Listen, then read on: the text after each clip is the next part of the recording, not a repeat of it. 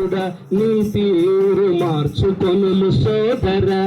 ఎన్నాళ్ళు నీ ఈ నామకార్థ భక్తి రైలెళ్ళిపోతుంది తమ్ముడా, యేసు రైలెళ్ళిపోతుంది చెల్లెలా.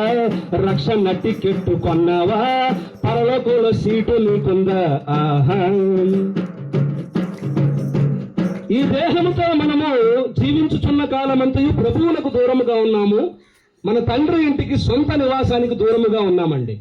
విడిచిపెట్టి ఊరిని నీ అత్త ఇంటిని అని పరిశుద్ధాత్ముడు ఆయన కృప ద్వారా ఆయన సహాయంతో రాశాను. కారణం ఏంటంటే, ఈ లోకంలో నువ్వెంత గొప్పవాడవైనా, నీ కులం ఏదైనా, మతం ఏదైనా, భాష ఏదైనా, నువ్వెంత జ్ఞానం కలిగిన వాడవైనా, డబ్బు కలిగిన వాడవైనా, ఉన్నతమైన విద్య కలిగిన వాడవైనా, అందగాడివైనా, ఆటగాడివైనా, పోటుగాడివైనా, ఎంత గొప్పవాడివైనా సరే, నీవు ఉంటున్న ఈ నివాసం అద్దె ఇల్లు. అర్థమైందా? అద్దె ఇంట్లో ఉండేవాడు ధైర్యంగా ఉంటాడా? క్షణక్షణం భయం